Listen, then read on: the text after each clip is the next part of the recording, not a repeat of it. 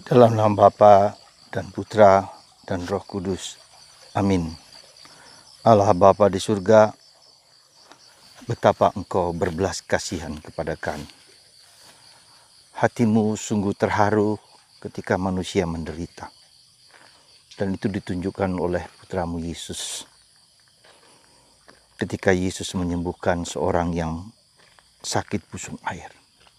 Dan berbagai macam sakit lain. Yesus menyembuhkan. Bantu kami ya Bapa untuk memiliki sikap berbelas kasihan kepada siapapun, khususnya yang menderita, yang sakit, yang tak ada penolongnya.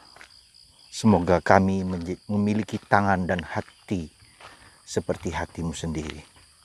Terpujilah namamu kini dan sepanjang masa. Amin. Para saudaraku yang terkasih dalam Kristus, pada tanggal 30 Oktober hari Jumat ini, kita sekali lagi diajak oleh Yesus untuk memiliki hati yang berbelas kasihan. Hati yang penuh cinta kepada siapapun, terlebih kepada orang yang tidak bisa menolong dirinya sendiri.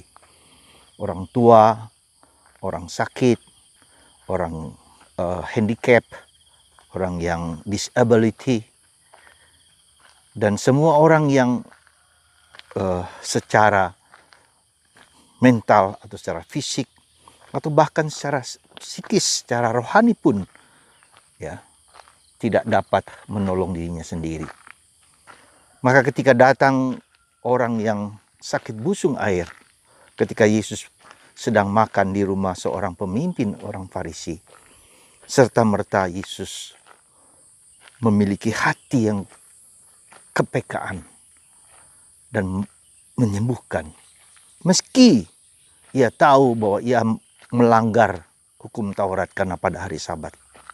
Karena itu ia bertanya kepada orang-orang Farisi dan ahli Taurat, bolehkah kita menolong orang yang dalam keadaan sulit pada hari Sabat?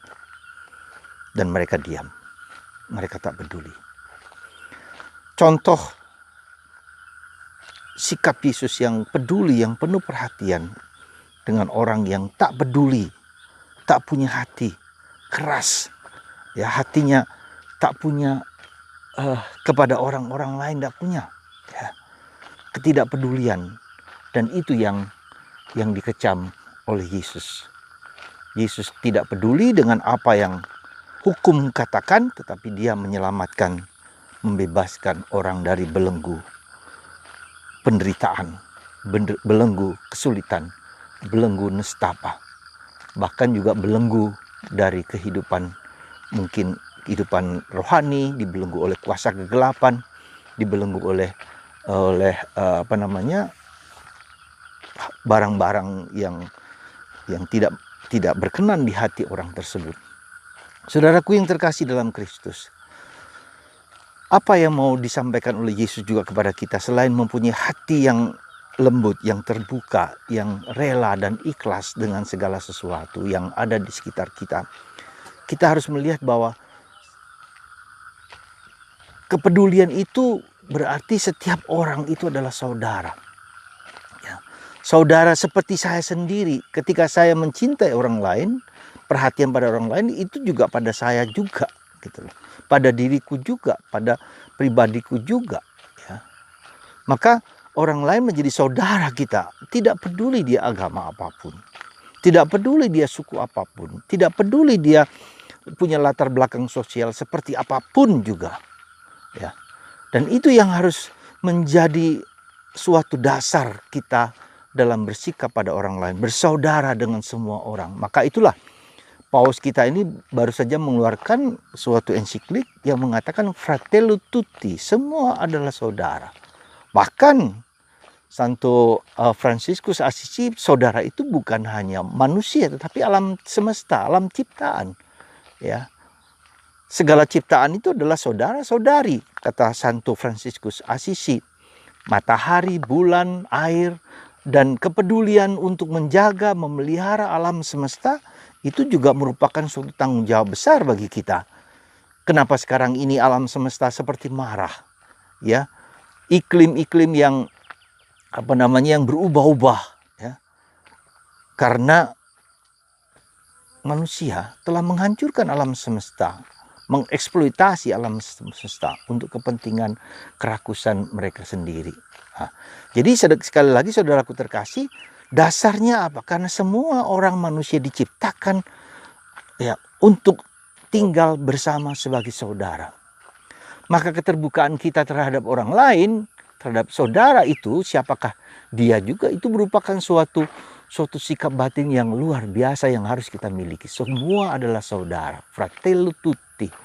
Nah, memang menjadi kontroversial ketika ada Paulus mengatakan bahwa tentang LGBT, orang yang gay, homoseksual, lesbian, etc. itu yang sedang hangat-hangatnya, seolah-olah Paulus melegalkan perkawinan orang LGBT. Bukan itu maksud Paulus. Bukan perkawinannya maksud Paulus, bahwa mereka diterima sebagaimana apa adanya, ya. Secara sosial, secara masyarakat, gitu kan. Itu yang menjadi perhatian Paulus, bukan hukum bahwa mereka boleh menikah sesama pria, sesama wanita. Bukan itu yang mau disampaikan oleh Paulus, tetapi mereka juga memilih suatu pola kehidupan yang bertentangan, yang dalam masyarakat tidak bisa diterima, ya. Dan itu memang bukan itu yang dimaksudkan oleh Paulus, tetapi mereka secara sosial harus juga mendapatkan perlindungan, meskipun mungkin tidak berkenan di hati banyak orang, ya. Itu yang kita harus sadari sungguh-sungguh, karena mereka dilecehkan, karena seperti orang kusta, ya, seperti orang kusta pada zaman Yesus, disingkirkan, dibuang jauh-jauh karena dianggap dianggap sebagai bertentangan dengan pola masyarakat pada waktu itu. Nah, itulah sikap empati kepada orang-orang yang mengalami sesuatu yang dirinya sendiri tidak mampu, tidak bisa. Kenapa orang tersebut menjadi lesbian, menjadi homoseks, menjadi gay, menjadi orang sakit dan seterusnya. Itu apakah mereka pilih itu? Tidak juga. Dan itulah sikap empati, sikap berbelas kasihan kepada orang lain. Sikap Paulus itu yang mau ditunjukkan, saudaraku. Jadi jangan salah mengerti, dan ini orang-orang sengaja membuat hal itu, memelintir hal tersebut menjadi sesuatu yang bagi mereka Paulus seolah-olah melegalkan gereja Katolik, seolah-olah tidak pernah. Karena dalam hukum perkawinan, dalam kitab hukum gereja mengatakan perkawinan antara pria dan wanita, jelas-jelas itu. Ya, ketika nanti Paulus mengizinkan pria dan pria, wanita tidak, itu bertentangan dengan kodrat manusiawi. Bahwa ada dianggap sebagai penyimpangan, ya itu sesuatu yang seringkali terjadi dan memang harus kita terima sebagai sesuatu realitas, gitu. Misalnya sekarang banyak orang yang tidak percaya kepada Tuhan, tidak percaya kepada agama, ya, ateis dan seterusnya. Apakah orang-orang tersebut harus kita bunuh, harus kita buang, harus kita singkirkan? Tidak demikian halnya, ya. Kita menghargai keputusan mereka sebagai sesuatu yang menjadi keputusan mereka pribadi. Nah, saudaraku terkasih, itulah yang saya mau sampaikan, empati, hati yang mencinta, hati yang terbuka, hati yang penuh sungguh-sungguh cinta kepada sesama manusia, terutama yang tidak bisa membela dirinya sendiri. Kita tidak tahu apa yang terjadi pada orang-orang LGBT tersebut, yang seringkali memang ada efek-efek yang tidak benar, yang tidak baik. Seringkali mereka melecehkan orang-orang yang juga menjadi korban. Tapi itulah seperti Yesus berbelas kasihan, ya, kepada orang-orang yang demikian. Maka mari saudaraku terkasih, lihatlah orang di sekitar Anda, ayah ibu kita yang mungkin sudah tua, ya, yang tidak ada yang menolong, tidak ada membantu. Orang di sekitar kita, keluarga kita sendiri, apakah yang tidak bisa menolong kita saja, sikap kita kepada orang-orang di sekitar kita. Sikap tidak bermusuhan, tidak mencurigai. Sikap sebagai saudara, segala sesuatu adalah saudara. Dan itulah panggilan kita, saudaraku terkasih. Semoga Anda dan kita semua memiliki sikap yang penuh cinta kasih. Juga perhatian kepada alam semesta, ya. Menanam pohon, perhatian kepada kebersihan, mencintai alam semesta, tidak merusak, tidak berlebih-lebihan mengeksploitasi alam semesta. Itulah panggilan kita semua.